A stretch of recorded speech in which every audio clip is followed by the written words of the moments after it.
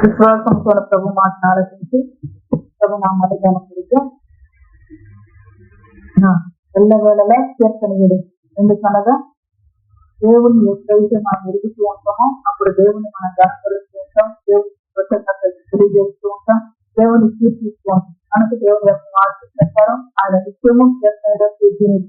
అటువంటి దేవుని యొక్క సత్యాన్ని ఎరుగుతూ దేవుని గణపరుద్దాం. తప్పుదల నుంచి ప్రభు యొక్క వాక్యాన్ని పరమగతర గ్రంథము 7వ అధ్యాయము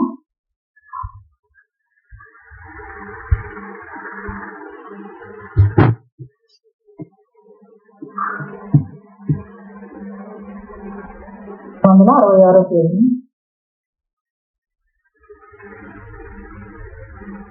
అధ్యాయము. కొన్ని విషయాలు మనం తెలుసుకుంటూ వచ్చాం. మనం ఏమై ఉన్నామో మనం ఏ రీతిగా మార్చబడాలో, మరి ఎప్పుడు ప్రభు మన బట్టి సంతోషిస్తాడో ఆ సంగతిని మనకి జ్ఞాపకం చేసుకుంటాడు. తన యొక్క వాక్యం ద్వారా మనతో మాట్లాడుతున్న దేవాతి దేవుని అదేవిధంగా ఇది కూడా దేవుని చేత మన వింటున్న దేవుడే తీసి నడుపుకునే కాక 7వ అధ్యాయం 2వ వచనం చదువు.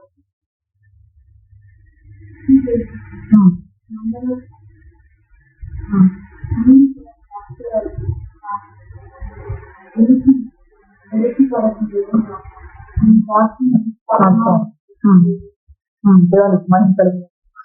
గమనించినప్పుడు సంఘాన్ని చూసి మాట్లాడుతున్నాం. ఈ రాబీ క్షేత్రం ఈ రాబీ దేశం మండలాకార వెళుతుంది అని మాట్లాడుతూ ఉన్నాం. దేవుని యొక్క పిల్లలంగా మన జీవితంలో మన జరగవలసిన సత్యమేంటో గ్రహించుకొని ప్రభునామాన్ని జరగదు. నాది అనేది మనిషి యొక్క బొడ్డుకి సాదృశ్యంగా ఉన్నది. ఆ మనిషి ఆ మధ్య భాగంలో ఉంటే మొదటన్నమాట.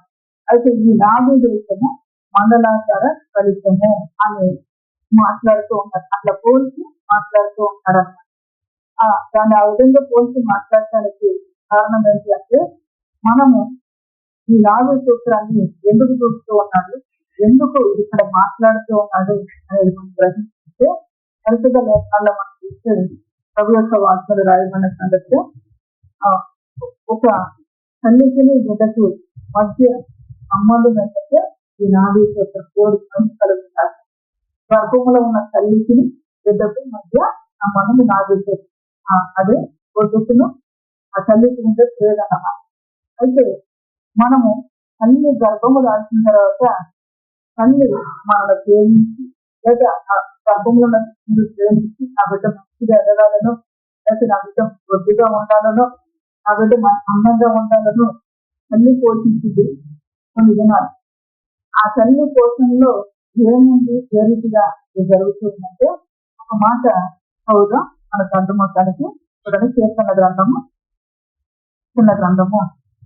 51వ అధ్యాయము 51వ వచనాన్ని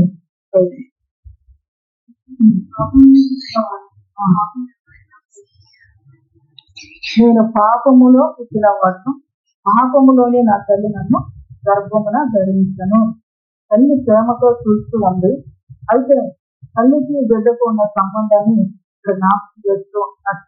ఆ తల్లి ప్రేమతో చూసుకుంది బిడ్డను మంచిగా ఆ యొక్క గర్భములో ఉన్నంత మంచిగా పెంచాలని బిడ్డ కొరకు పోషణ అందిస్తుంది. తల్లిలో నుంచి బిడ్డ పుట్టిన పోషణ ఆ పేరు ఆ దానిని ఆ యొక్క నాది అయితే ఇక్కడ గమనించినప్పుడు భక్తులని దావీదు మాట్లాడుతున్నాడు.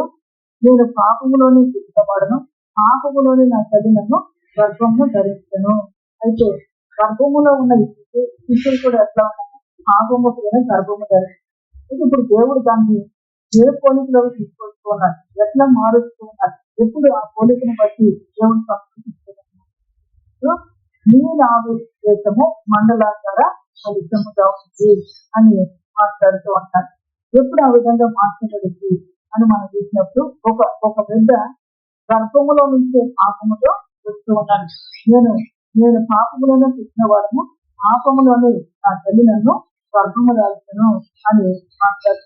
ఇటువంటి వ్యక్తిని ఎప్పుడు ఆ వ్యక్తి మార్చబడదు, ఎప్పుడు ఆ వ్యక్తి శుద్ధించలేదు, ఎప్పుడు ఆ వ్యక్తి దేవుడు రాజకుమార పుత్రికగా చూడగలిగేదంటే అది స్త్రీ అయినా కానీ అది పురుషుడైనా కానీ ఎవరినైనా దేవుడు చూడగలిగేది ఎప్పుడు అని మనం గమనించినప్పుడు మొదట ఉన్న సంగతి చెప్తున్నాను. వేరే పాపములలో పాపములను గర్భము దాల్చింది, దానితోనే ఆ తల్లి పెంచింది పోషించింది.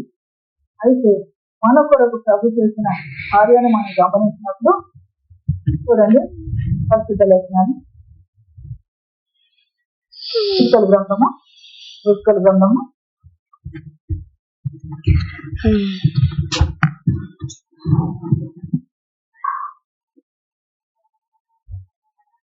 16వ అధ్యాయము, గ్రంథం 16వ అధ్యాయము నుంచి చదువుదాం.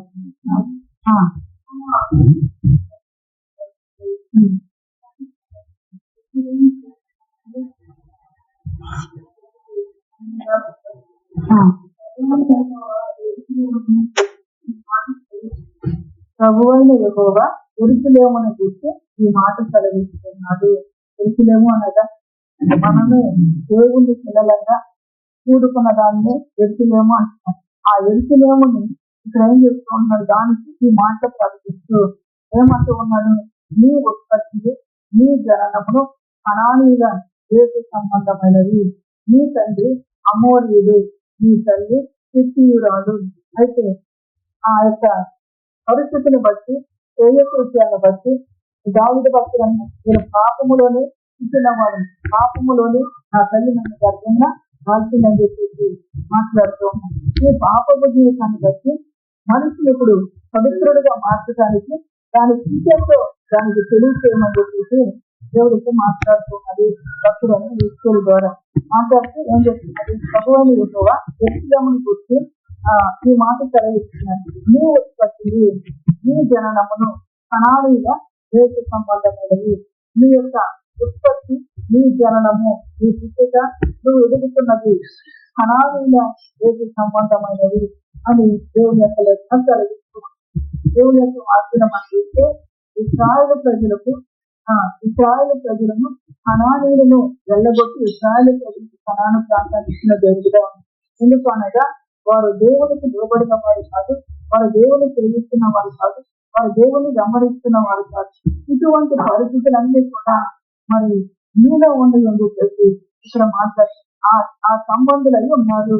ఈ తండ్రి అమోరీయుడు అనగా మొరటి వాడు, ఈ తల్లి హిత్తీయురాలు అనగా తల్లిని జగడగుంటిదంట తండ్రి మొరటి వాడని అది జ్ఞాపకం చేసుకున్న సంగతిని మనం గుర్తు చేసుకుంటే, ఈ తల్లి తండ్రి దగ్గర నా తల్లి నిన్ను పాపములోనే గర్భం కాల్చింది అన్ని గుణాలే, లేకపోతే తండ్రి గుణాలే ఈ 50 సూత్రంలో పోషించిన ఈ తల్లి యొక్క గుణాలు కానీ తండ్రి యొక్క గుణాలు కానీ పిల్లలకు ఎక్కువగా వచ్చినప్పుడు ఆ హృదయము తల్లి యొక్క మనసులో ఉన్న ఆ చెడుతనము కానీ తండ్రి యొక్క మనసులో ఉన్న ఆ మొరటితనం కానీ ఈ బిడ్డల్లో ఉంటూ ఉంది.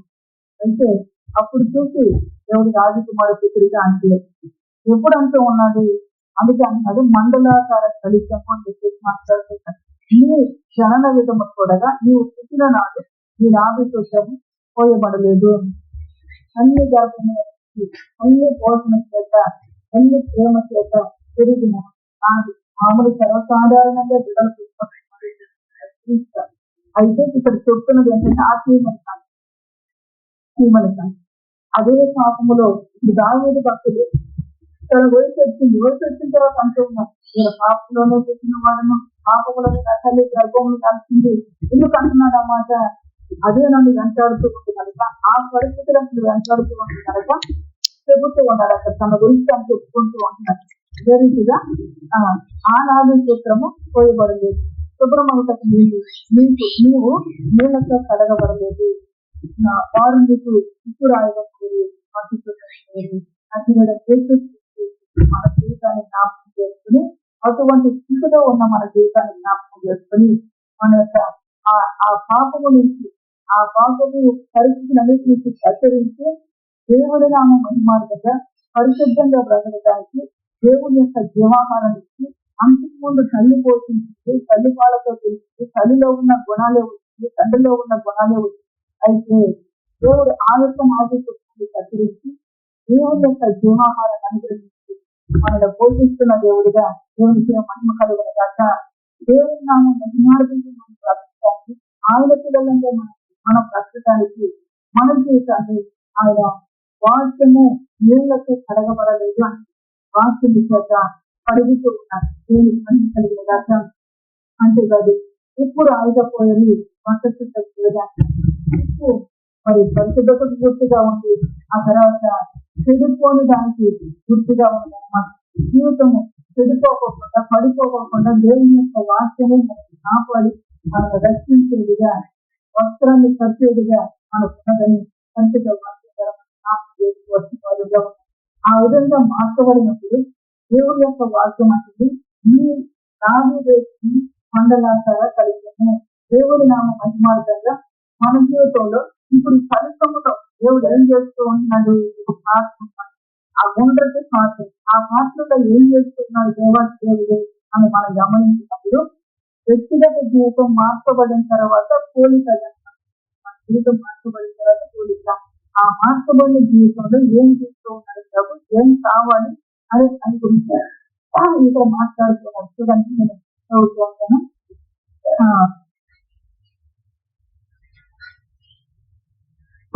చదువుదాం. అదే అధ్యాయము 9 వచ్చింది.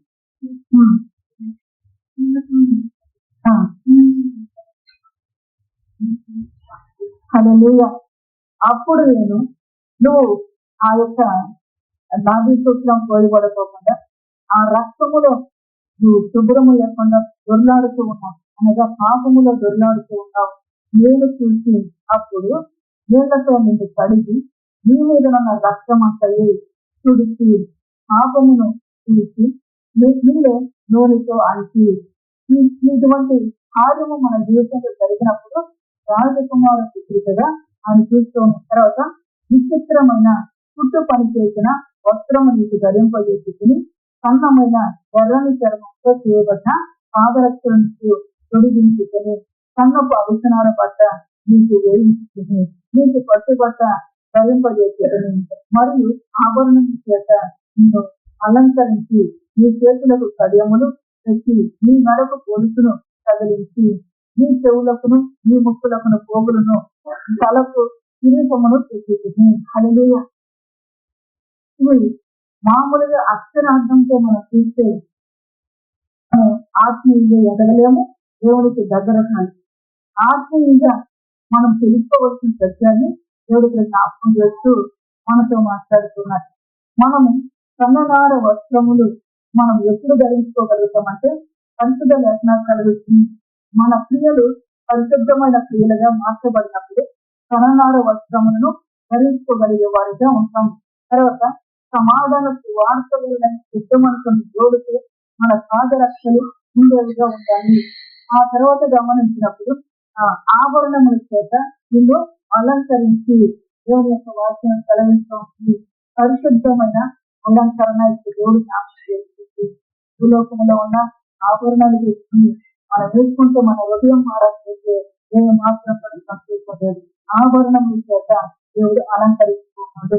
దేవుని యొక్క లేఖనాలు మనం చూసినప్పుడు ఎన్నో సంగతులు దేవుడు దయను సత్యమును ఈ కంఠానికి కంఠహారముగా ధరించుకోమన్నారు. దేవునికి మహిమ కలుగులు గాక. మరి కంఠానికి ధరించుకోమన్నారు. చేతులకు దేవుని యొక్క వాక్యంలో మనం చూసినప్పుడు ఆ కట్టడలు ఆ విధులను మీ చేతులకు కట్టుకో అని చెప్పి సెలవిస్తూ, అంటే కట్టడలు మన మధ్యకి చేతులకు మనం కట్టుకొని చేతులకు కట్టుకోమని ఎందుకు చెప్తున్నాడు? నీ క్రియల ద్వారా నువ్వు దేవుని మహిమపరిచేటట్టుగా నీ చేతికి కట్టుకో అన్నాడు. చేతికి కట్టుకోమంటే దారంతో మన చేతికి కట్టుకునేవాడు కాదు. దేవుని యొక్క నామాన్ని మహిమపరిచేట్టుగా మన చేతి క్రియలు ఆ రీతిగా ఉంటారు. దేవుని యొక్క వాక్యం మనం చూస్తూ వచ్చినారు. భక్తులని దావీదు మహారాజు నిర్దోషమైన నా చేతిని చూసి దేవుడు నాకు ప్రతిఫలించేది. అంటే నా క్రియలు ఎట్లా ఉన్నట్టు నిర్దోషమైన క్రియలుగా ఉంది. దాన్ని బట్టి దేవుడు ప్రతిఫలం ఇస్తూ వచ్చాడు. అందుకే ఆ చేతులు చేసే క్రియలు చెడ్డ క్రియలుగా ఉండకుండా ఈ చేతులకు కడియములుగా అవి పెట్టుకుంటున్నాడు. ఈ నడకు పులుసుగా తగిలించుకోవడము, ఆ పరిశుద్ధమైన అలంకరణ పులుసుగా తగిలించుకునే వారిగా ఉండాలి. ఈ యొక్క లేఖనంలో మనం చూసినట్లయితే చూడండి, సామెతల గ్రంథము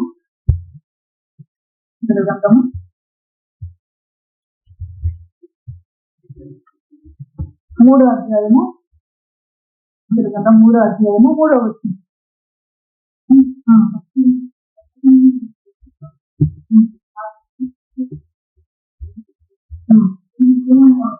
దయను సత్యమును ఎన్నడూ విడిచిపోలేక వాటిని కంటబోతున్నముగా ధరించుకోవడము.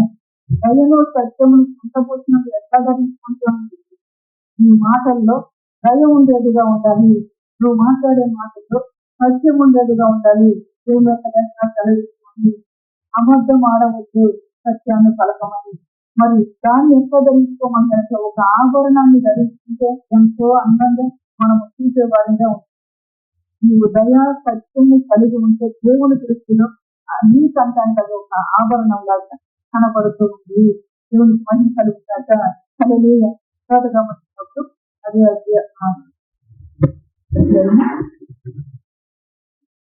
21వ వచనాన్ని కూడా ఒకసారి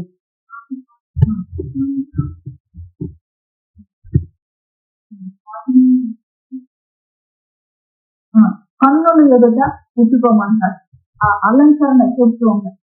నాకు మొదట ఎత్తైన జ్ఞానము వివేకమును భద్రము చేసుకున్నాము. ఆ జ్ఞానము వివేకము అంటే వాటిని కన్నులు ఎదుట మీరు ఒడిగిపోయినదని దేవుని యొక్క సెలవిస్తున్నాం.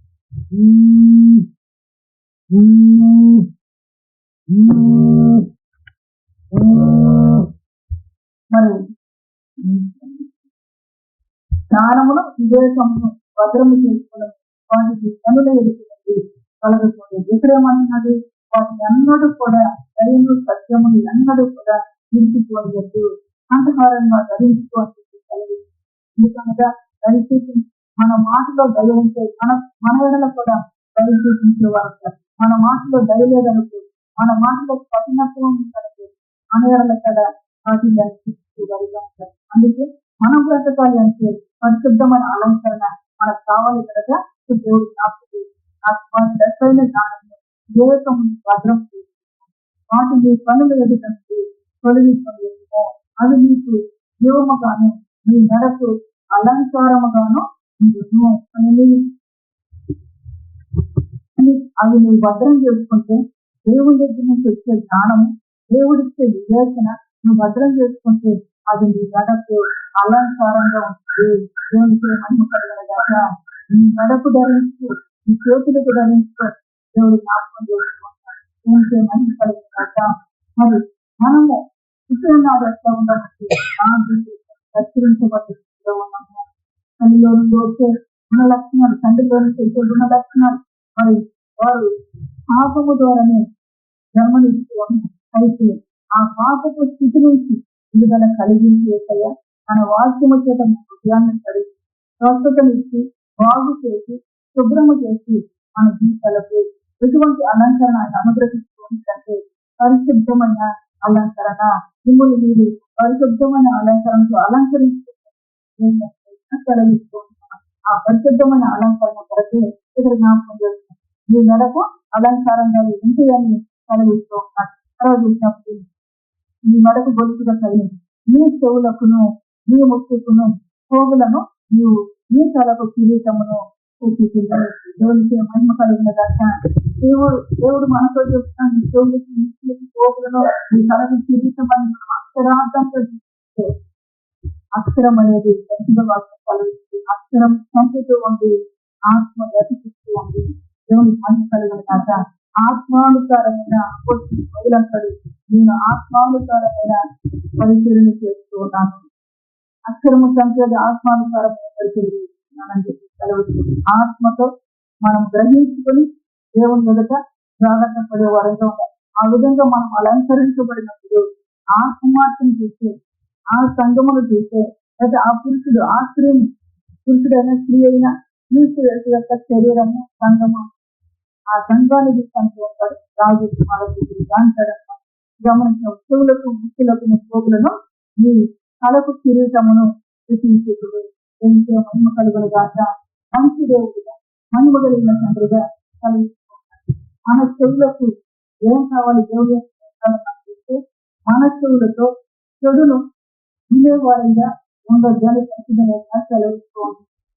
మహిమ కలుగులు గాక. మీ ముక్కులకు పోగులను మీ తలకు కిరీటమును చూపించగలరు. దేవుడు ఇక్కడ పోషిస్తూ ఉన్నాడు. అంతకు ముందు తల్లి పోషించి ఈ లోక సంబంధమైన తండ్రి పోషించినప్పుడు లౌకిక ఆత్మతో, లోక సంబంధమైన ఆత్మతో బ్రతికి ఇప్పుడు పరలోకపు తండ్రి పోషిస్తూ క్రీస్తు యేసును మన కొరకు పంపించి ఆయన చిందించిన రక్తము చేత మన అపరాధమును కడిగి వేసి మనం శుభ్రము చేసి మనకు పరిశుద్ధమైన అలంకరణ ఆయన దయచేస్తూ అదే మహిమగలిగిన దేవుడుగా ఆయన జ్ఞాపకం చేస్తూ ఉన్నాడు. దేవుడు వాక్యాలు చూస్తే ఆయన నేను పరిమళ సువాసన ఇప్పుడు వాసన చూసేగా దేవుని యొక్క సువాసన ఏ రీతిగా ఆయన పరిమళిస్తూ వచ్చి ఆయన సువాసన ఎరిగే వారిగా మనం ఉండాలి. దేవునికి మహిమ కలుగునగాక. హల్లెలూయా. మీ తలకు కిరీటమును ప్రశ్నించుకుని దేవుని యొక్క వాక్యం అంటే మనము శ్రమలో సహించినప్పుడు మనకు ఆయన జీవ కిరీటాన్ని అనుగ్రహిస్తూ ఇదంతా కూడా దేవుడు నేర్పించే మార్గము, దేవుడు నేర్పించే భక్తి, దేవుడు అనుగ్రహించే జ్ఞానము. ఈ జ్ఞానాన్ని మనం సంపాదించుకున్నప్పుడు దేవుడు మనం విధంగా అలంకరిస్తూ ఉన్నాడు. దీనికి మహిమ కలుగునగాక. శ్రమను సహించిన జీవితాన్ని చర్చించుకునే పరిస్థితులు లేవు. చూడండి ప్రకటన గ్రంథంలో మాట్లాడారు.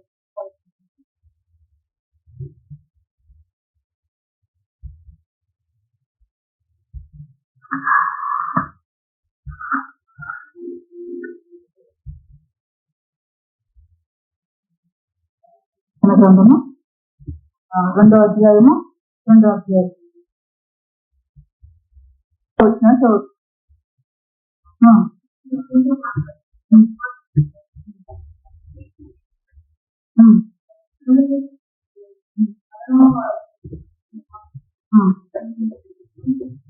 హల్లెలూయా. 10 దినములు నీకు శ్రమ కలుగును, మరణం వరకు నీవు నమ్మకంగా ఉంది. శ్రమను చేసి నమ్మకత్వాన్ని కోల్పోయే వారిగా ఉండగా మనం నమ్మకంగా ఉన్నప్పుడు మనం ఆయన పోషిస్తూ ఆయన పరిశుద్ధమైన వాక్యం చేత ఆయన పోషిస్తున్నాం. అన్ని పోషణ చేత ఆపములోనే పుట్టానంట. అన్ని పోషణ చేత ఆపములోనే నా తల్లి గర్భంగా దాల్చినట్టు అయితే మన లోకపు తండ్రి మన యొక్క వివాహారం చేత నాకు పోషిస్తూ మనం ఏ రీతిగా అలంకరిస్తున్నాడంటే శ్రమ కలిగినప్పుడు శ్రమను చూసి మనం చిందించే వారిగా ఉండక క్రీస్తుతో పాటు శ్రమ కూడా మనకు అనుగ్రహించబడింది. శ్రమలో ధైర్యము తెచ్చుకుని ప్రభు వైపు మనం చూస్తూ నమ్మకంగా మనం బ్రతికి దేవుని యొక్క వాక్యం మనం రాయబడింది. దేవుని కడప కిరీటం రాయబడుతూ వచ్చి నమ్మకంగా ఉండము. నేను మీకు జీవ కిరీటం మంచి దేవుడిగా ఇప్పుడు మండలాకార మీ నావే సూత్రము మీ నావీ రేఖను మండలాకార ఫలితము అంటారు. ఇప్పుడు ఫలితాన్ని అంతటిని కూడా అన్ని చేసుకోవాలంటే నింపుతూ ఉంటుంది. అంతే తర్వాత గమనించినప్పుడు ఇంకా అక్కడ రాయబడుతూ వచ్చింది. పత్రాలతో రకరకాల పరిస్థితులు ఇక్కడ మనం చూస్తూ ఉన్నాం. ప్రతి దానికి కూడా కావలసినంతా కూడా ఆయన అలంకరిస్తూ ఉన్నట్టుగా దేవుని యొక్క లేఖనాల్లో మనం చూస్తూ ఉన్నాం. తర్వాత 13వ ఇలాగూ బంగారముతోను వెండితోను నేను నిన్ను అలంకరించి దేవునికి మహిమ కలిగిన బంగారముతోను వెండితోను విమోచించవలసిన మన జీవితం ఎన్నోసార్లు మనం పొరపాటు చేసినప్పుడు దేవుడు మనకు విమోచన కలిగిస్తూ దేవునికి మహిమ కలుగునగాక. దేవుడి నామ మార్గంగా మనం పశ్చాత్తాపడినప్పుడు ఆయన విమోచనకు గుర్తుగా ఉంది. బంగారము పరిశుద్ధతకు గుర్తుగా ఉంది. నీలాగు బంగారముతోను వెండితోను నేను నిన్ను అలంకరించి అని ఎంత గొప్ప ప్రేమ మరి తల్లి ప్రేమకు మనల్ని ప్రేమిస్తున్న తండ్రి ప్రేమకు ఎంత వ్యత్యాసం ఉందో అయిపోయిన పోషణ పరలోకపు తండ్రి మన హృదయాంతరంగాన్ని ఎప్పటికప్పుడు శుద్ధి చేసే దేవుడిగా జీవ వాక్యాన్ని మనకు అనుగ్రహించి జీవాహారాన్ని మనకు అనుగ్రహించి జీవాహారం నేనే ఆయనను మనకు అనుగ్రహించి ఆ వాక్యము చేత మనల్ని పోషించి శుద్ధి చేస్తున్న దేవుడికి మహిమ కలుగుని దాకా హల్లెలూయా. ఆ విధంగా మరి కైలని ఆ చేతులకి కడియాలు, ముక్కులకి పోగులు, చెవులకి పోగులు ఇవన్నీ చూసుకుంటాక అన్నంటున్నాడు.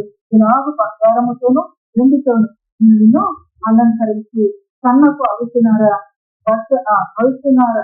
అవుతున్నారని పట్టులో విచిత్రపు పుట్టు పని గల బట్టలను మీకు ధరింపజేసి పరిశుద్ధమైన అలంకరణ అలంకరింపజేసుకున్నట్టుగా పరిశుభ్రత కలిగిస్తుంది. గమనించినప్పుడు దేవుని యొక్క వాక్యంలో ఒకసారి చూద్దాం.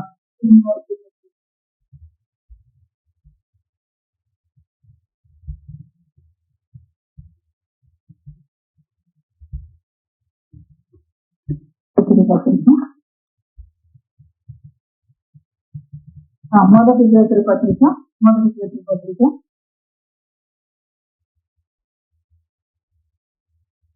3వ అధ్యాయం 3వ వచనం.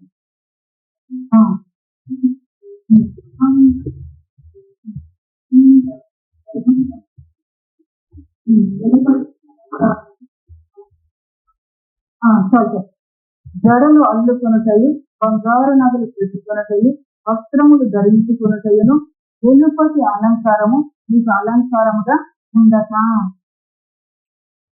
దేవుడే చెప్పింది బంగారముతో మీ నిక్కులకు పోగులు, చెవులకు పోగులు ఇవన్నీ అలంకరిస్తూ ఉన్నాడని దేవుడే చెప్పిందంటే ఆత్మ చెబుతూ ఉంది సత్యాన్ని మనం గ్రహించుకోలేని పరిస్థితుల్లో అలా జ్ఞాపకం చేస్తూ ఉన్నాడు. వెలుపటి అలంకరణ మీకు అలంకారంగా ఉండట, అమ్మ కలిగినదట. బంగారు నగలు పెట్టుకుంటూ వస్త్రములు ధరించుకొని ఆ వెలుపటి అలంకారము కాయబడుతూ చిత్రమైన వస్త్రాలను కాయబడుతూ అది వెలుపటి అలంకరణగా మనం ధరించుకుంటే దేవుని ఎదుట అది అలంకారంగా కనబడదు. దేవునికి మహిమ కలిగినదట. మరి తెలియని దేవుడు మనకి జ్ఞాపకం చేస్తూ ఎందరో తెలియని ప్రజలు ఉంటారు. ఒక సమయంలో ఒక ఫంక్షన్కి వెళ్తే అక్కడ పాస్టర్ గారు ఈ వాక్యాన్ని చదివించి సిద్ధ గ్రంథంలో మరి బంగారం వాక్యాన్ని చదివించి చూపిస్తున్నారు. ఎందుకంటే దేవుడు తెలియజేసిన ఆత్మీయమైన జ్ఞానము లేక మరి అటువంటి పనులు జరుగుతూ ఉంటాయి.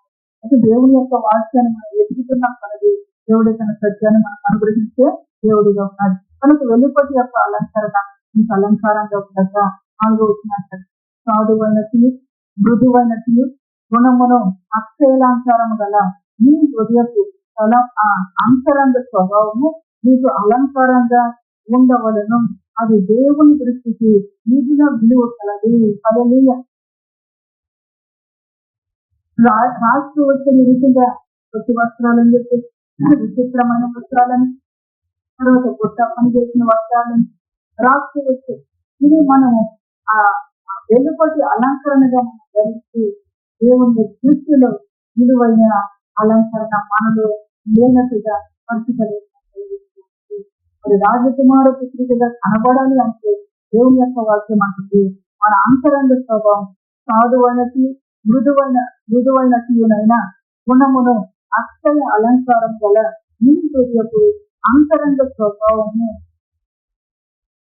అంతరంగ పురుషుడు అని పుట్టినట్టు రాయబడి అంతరంగ స్వభావము మీకు అలంకారంగా ఉండవలను. అది దేవుని దృష్టికి నిజంగా విలువ కలది. దేవునికి మహిమ కలుగుతున్నా. ఆ నాజీ దేశముల గురించి ఎందుకు మాట్లాడుతూ ఉన్నాడంటే మొదట మన స్థితి ఏమైనదంటే మనము శారీరకంగా ఒక తల్లితో ఒక తండ్రితో పోషించబడుతూ వెలుపటి అలంకరణ కలిగి మనం ఉంటే అది దేవుని ఎదుట దేవుని దృష్టిలో విలువైన అలంకరణగా లేదు, పరిశుద్ధమైన అలంకరణగా లేదు అనుకొని వాటి దేవుడు ఇక్కడ జ్ఞాపకం చేస్తుంది. నేను నీ యొద్దకు వచ్చి నువ్వు రక్తంలో దొల్లాడుతూ ఉన్నప్పుడు నేను నీ యొద్దకు వచ్చి నీళ్లతో నిన్ను కడిగి నీ శుభ్రము చేసి ఉప్పు రాసి బట్ట చుట్టి బాగు చేస్తూ వచ్చిన ఈ తల నూనెతో అంతే అని చెప్పేసి దేవుడు జ్ఞాపకం చేసి నిజంగా ఈ దినాన దేవుడు తన ఆత్మచేత మన తలను అంచి మనల్ని బలపరుచుకునే సైతు దేవునికి మహిమ కలుగును గాక. దేవుని యొక్క నీతిని మనం వ్యక్తి కొలది మన అంతరంగ స్వభావం మార్చబడుతూ ఉంటుంది. దేవుని యొక్క నీతిని మనం వ్యక్తి కొలది మన హృదయం చెప్పలుతూ ఉంటుంది. ఎందుకనగా వాక్యంలో రాయబడుతుంది హృదయం అన్నిటికంటే మోసకరమైనది, అది ఘోరమైన వ్యాధి కలిగింది. ఆ వ్యాధి నుంచి చెప్పడగాలి అంటే దేవుని వెతుకుతూ దేవుని సత్యాన్ని తెలుసుకుంటూ ఆత్మ జ్ఞానముతో మనం శుభ్రమవుతూ ఉన్నప్పుడు మన ఆత్మ మన యొక్క హృదయాన్ని సఫరించేదిగా ఉంటుంది. దేవునికి మహిమ కలుగున దాకా తేజవంతంగా మార్చబడేదిగా ఉంటుంది. లేదు అంటే ఆ హృదయం మోసకరమైన పరిస్థితులతో నిండిపోయేదిగా ఉంటుంది. కనుక ప్రభు బిడ్డలుగా జ్ఞాపకం చేసుకోవచ్చు. ఈ విధంగా ఆయనే ఆ ఫలితాన్ని ఏం చేస్తున్నాడంటే మండలాకార ఫలితం నింపుతూ ఉన్నాడు. దేవునికి మహిమ కలిగిన దాకా తన యొక్క పరిశుద్ధ వాక్యం చేత ఇదే జీవాహారం అని తన యొక్క వాక్యం చేత తల్లి దగ్గర నుండి వచ్చిన పోషణ ఏ విధంగా బిడ్డను పెంచుతూ వచ్చిందో ఆశ్రయంతో మన జీవితాన్ని పెంచడానికి జీవాహారం చేత అలాగే నీతిగా ఆయన బలపరుస్తూ ఉన్నాడు. దేవునికి మహిమ కలిగిన దాకా దేవుని యొక్క నీతిని గురించి దేవుని నీతిలో జీవించి దేవుని నమ్మకంగా కలిగిస్తూ ఉన్నాడు. మన చేతుల పూజలు కానీ మన నడవడి కానీ మన ప్రవర్తన సమస్త విషయాల్లో ఆయన సహాయం చేసి ఆయన దృష్టి వీధిలో కలిగిన మరి విడలంగా మనం కనబడేటట్టుగా ఆయన మనకు రూపాన్ని అనుగ్రహిస్తూ కలిగిస్తుంది.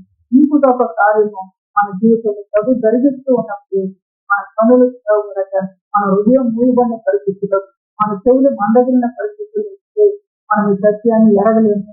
అందుకే మన చెవులను తెరుస్తూ మన హృదయాన్ని తిరిగిస్తూ మన పనులకు ఆయన ఆయన ఆయన యొక్క క్రియను సూచిస్తూ మనతో మాట్లాడుతూ వచ్చిన ఏకైక కలుగున దాక దేవుడి పరిశుద్ధ వాక్యాన్ని మన జీవించిన దాక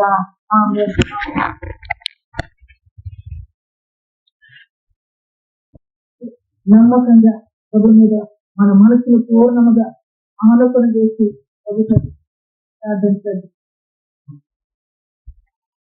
స్తోత్రం స్తోత్రం స్తోత్రం స్తోత్రం స్తోత్రం స్తుతి స్తుతి స్తుతి స్తుతి స్తోత్రం పరిశుద్ధ పరిశుద్ధ పరిశుద్ధ పరిశుద్ధ నీకు స్తోత్రం నీకు స్తోత్రం నీకు స్తోత్రం.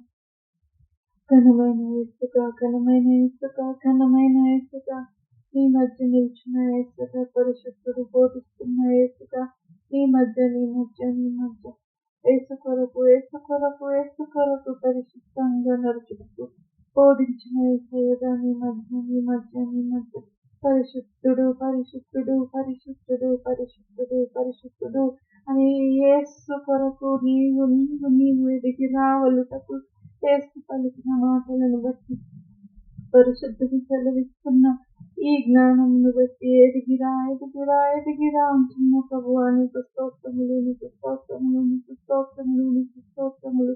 ఏసు కొరకే పరిశుద్ధత పరిశుద్ధత పరిశుద్ధత ప్రియుని కొరకే పరిశుద్ధత పరిశుద్ధత పరిశుద్ధత. కుమార్తె లేచిరా ఆజ్ఞాపిస్తున్నాను లేచిరా అంటున్న దేవానికి సహాయం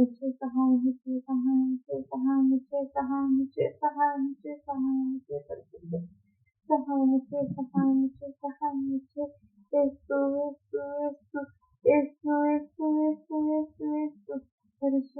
దేవునిగా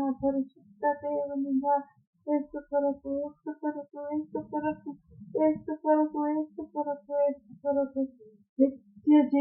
కొరకు నిత్య జీవితము కొరకు ఆనందముతో ఏసు కొరకు జీవించుటకు నిన్ను నేను ఏసుగా పరిశుద్ధపరచి పరిశుద్ధుని కొరకు నజరేయుని కొరకు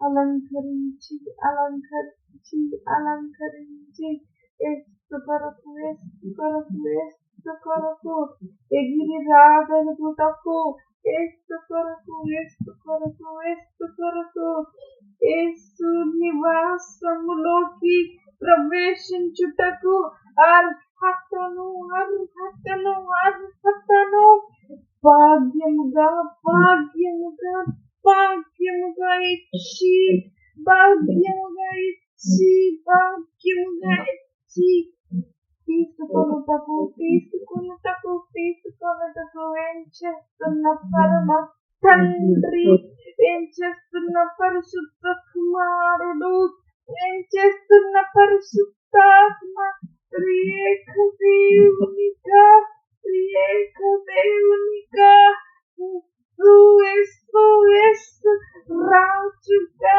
మహారాజుగా పరిశుద్ధుడు పరిశుద్ధుడు పరిశుద్ధుడు పరిశుద్ధుడు ఆకాశాలు ఆకాశాలు ఆకాశాలు నిలువబడి నిలువబడి నిలువబడి యేసు కొరకు నీవు యేసు కొరకు నీవు నీవు నీవు రా.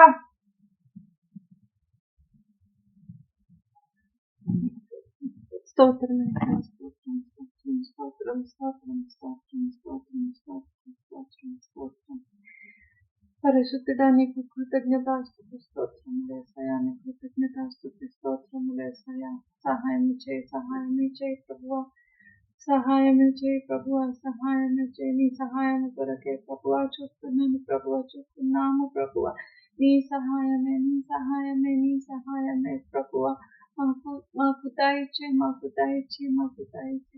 నీ కనికరముతో నీ కృపతో నీ వాత్సల్యముతో పెంచుకుంటున్న దేవా నీకు వందనాలు స్తుతులు స్తుతులు స్తుతులు స్తోత్రములు చెల్లించుకుంటున్నాను ప్రభువా. లెక్కలేనని కృతజ్ఞతాస్తుతులు స్తోత్రములు యేసయ్యా. ఘనమైన దేవుడు ప్రభువా, ఘనమైన దేవుడు ప్రభువా. నీకే మహిమ నీకే మహిమ నీకే మహిమ. నీ ప్రణాళికలు జరిగించుకో ప్రభువా, నీ చిత్తం జరిగించుకో ప్రభువా. మా జ్ఞానము కొదువ ప్రభువా, నీ చిత్తమే నీ చిత్తమే నీ చిత్తమే నీ చిత్తమే నీ చిత్తమే. తండ్రి పెంచిన విధముగా యేసు పెంచుకొని నాది సూత్రము కట్టించిన దేవుడిగా, నిన్ను పెంచుకున్న దేవుడిగా నీ వచ్చి నిన్నను కదా ఎదిగిరా ఎదిగిరా ఎదిగిరా.